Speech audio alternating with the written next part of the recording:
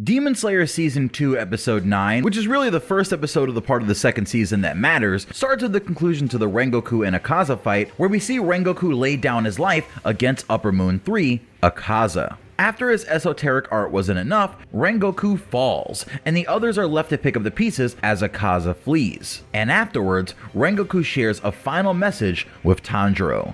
Finally though, we can move on from the things that we've seen and venture forth to what we've all truly been waiting for. The Real Demon Slayer Season 2. Hey guys, this might be your first time here, but I'm Vocal Pineapple, and for Season 1 of Demon Slayer, I have a wide range of uploads from videos covering each episode to way more detailed story-style videos that cover specific characters or stories that I found interesting in the series. And I even broke down entire breath styles and all the techniques inside of them, so please subscribe if you want to be around for more, and make sure to turn on all notifications or you won't see my videos pop up in your feed at all. Trust me, it's really important. So please do that, and I hope you enjoy the video. Now, after Rengoku's death, Tanjiro and the others were recovered by the Kakushi as they wallowed and mourned the loss of the Flame Hashira. I've got to give it up to the voice acting here, and as always Tanjiro's voice actor, and of course Inosuke as well, because they really did a good job at selling their emotions, and Tanjiro specifically always has a way of getting me really sad when I hear the voice actor acting out really emotional scenes.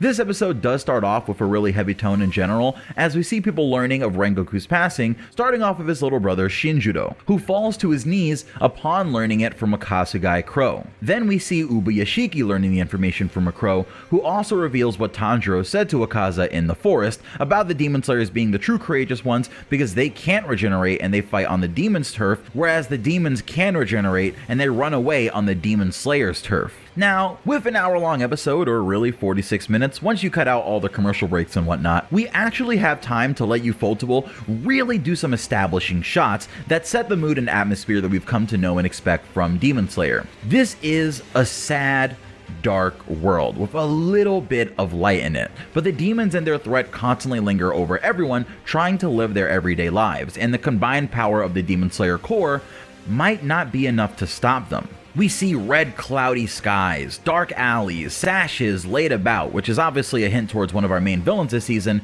and from there we see a young boy walking into a library and retrieving a book, as more establishing shots flicker by, getting us more and more entrenched in this world before just dropping everything that's about to happen on us. As the boy's caretakers talk about how he can't leave during the day because of a rare skin condition, which is a clear clue to us that the boy isn't who he says he is, we see Akaza coming in to report to the child, who is then revealed to be Kibutsuji Muzan in disguise. Now, I know you may be wondering why exactly Muzan would be here specifically out of all the places that he could be, but my interpretation was that he chose a wealthy family who didn't have a child and wanted one, and just sort of placed himself in their home as an adoptee to allow himself to take advantage of their wealth, their library, and the amount of freedom and free time that this form would kind of allow him to have in order to freely research the topic of the blue spider lily without drawing suspicion. Now, the blue spider lily is a quite important part of the story, and it gets mentioned here by Akaza, because that's what Muzan sent him to look for. On top of that, Muzan is extremely displeased that Akaza seems to think that it's impressive that he took out a Hashira, when that's not the reason that he was sent there, right? Like, instead of the death of Hashira being like a big feat, like I'm sure the death of an Upper Moon would be for the Hashiras, the death of a Hashira is kind of like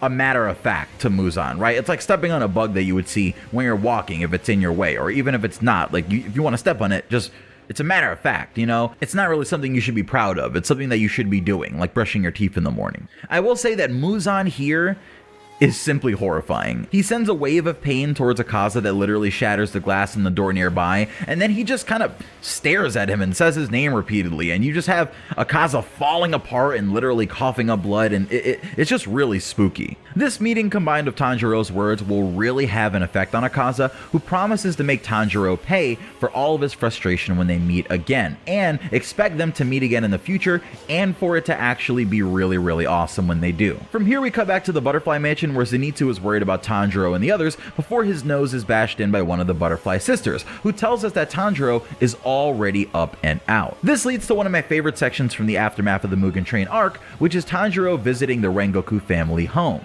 If you remember, Rengoku told Tanjiro to go there and ask about the Hinokami dance, and also give him a message to his little brother and their father. But their father doesn't want to hear any of it. Like, he doesn't even want Tanjiro to say the message to the little brother Senjiro. And it all seems to stem from him having some sort sort of grudge with Kyojuro that hasn't ended despite his passing. If you want a little more context on that, you can see some of that in some of my videos on the Rengoku solo stories that there are in Demon Slayer. Now, Tanjiro, being the sweetheart that he is, obviously is going to defend Rengoku, and in that moment, Shinjudo notices Tanjiro's earrings and asks Tanjiro if he's a sun breath user before slamming him to the ground. Little does Tanjiro know, and a lot of you, that this man used to be a Hashira, so that's kind of the reason behind his insanely quick speed and strength. Shinjudo reveals more about the sun breathing technique, and honestly, I think it's a pretty interesting info dump, and a lot of people say that Demon Slayer is basic or whatever sometimes, but I really love the lore in the series, and stuff like this is my favorite. Apparently, the sun breath is the original breathing technique, which all the other breaths are born from. This also makes it the most powerful breathing technique there is, since the other styles are just copies of it, according to Shinjudo. But this makes no sense to Tanjiro. Why the hell would a family of coal miners have something like that in their history? Tanjiro's family line doesn't include any warriors. They've been simple coal miners for generations and generations. So how does Tanjiro's family have access to the secret form of breathing that has seemingly been lost to the Demon Slayer core? And how do his earrings relate to that? It's one of the most intriguing mysteries in Demon Slayer, and here is where it really starts to take shape. So after a short fight between Shinjudo and Tanjiro, Tanjiro has a short talk with Senjuro, the little brother, and as thanks for what Tanjiro did, he's given a diary of the first Flame Hashira.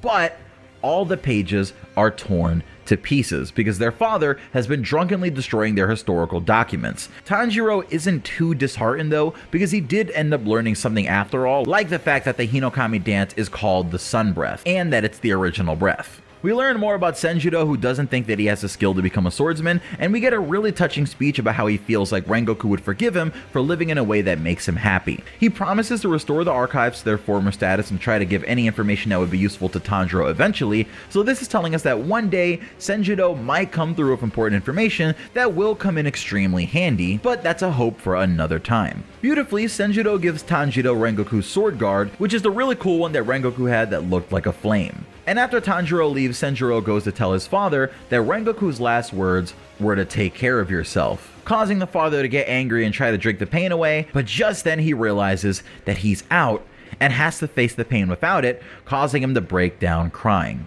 This series is just so beautiful sometimes. I really hope we get another series by Gatoge, because their writing is just so good at making me think about family and making me think all sorts of sad stuff, and being able to do that through their work is really impressive, considering this is, a battle shonen, right? So afterwards, Haganazuka attacks Tanjiro for what he allowed to happen to his Black Blade, and lord was I surprised, honestly, with the amount of work that went into the animation of the scene, but it makes me happy because I do personally enjoy the scenes of Haganazuka freaking out quite a bit in the manga as an ongoing gag, and I hope we do get the Swordsmith Village arc in this season, so we can see even more of what the character has to offer. But a lot of people think this season will end on the Red Light District, so keep that in mind. After some training, we get a scene that I don't remember being in the manga, but it has been a little while since I read it, so there's that. We see Tanjiro and Nezuko go on a mission together in the mountains, where they have to kill a demon that's been stalking a dilapidated shrine. Now, I like additions like this as long as they don't take up too much time, obviously, because then you start getting into padding territory, but since we have extra time in this episode, it kind of serves as a nice aside, which gives us more times with the siblings working together, which is especially nice, honestly, after Rengoku acknowledged her as a demon slayer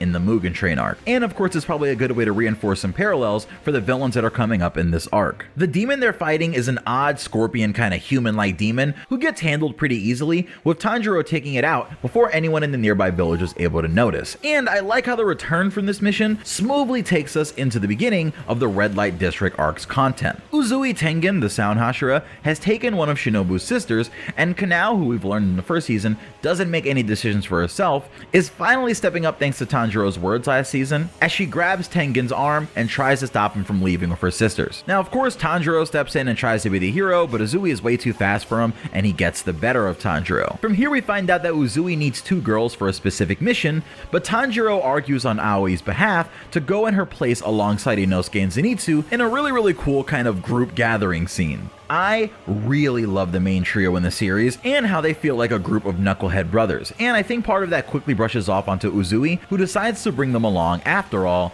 to Japan's entertainment district. Now, for those of you who don't know, the Entertainment District, or the Red Light District arc, which you might hear from the manga readers, is an arc where our trio is going undercover alongside Uzui to try and find Uzui's wives who've gone missing, while also solving what's behind the disappearances in town. The villains in this arc are really interesting. In fact, we see one at the very end of the episode, and I personally think they have really great designs, and I think this arc has one of the longest and most grueling fights against an Upper Moon until at least the final arc. So look forward to seeing everyone pop off, because I mean, everyone gets a great moment in this arc, including Nezuko, Zenitsu, Inosuke. Everyone gets a great hype moment, and I think it's definitely going to exceed our expectations because, you know, we know Ufotable and we know what they're going to do with their animation. So from here, we'll continue to cover each episode of the season, and I'll take some time to make videos about specific characters that you might want to learn about, or stories from the manga that you might be interested in, like my Breath of Lightning Explained video, which details Zenitsu's story from the beginning all the way until one of his final battles. So please comment below and tell me what else you'd like for me to cover in regard to Demon Slayer Kimetsu no Yaiba, and check out my channel if you haven't already to see if there's anything already that might interest you. Again, if you're going to subscribe, or if you're subscribed already, please make sure to turn on all notifications, especially on your mobile device. And yeah, this is Pineapple. I hope you enjoyed the video, and I'll see you guys later. Love ya. Peace.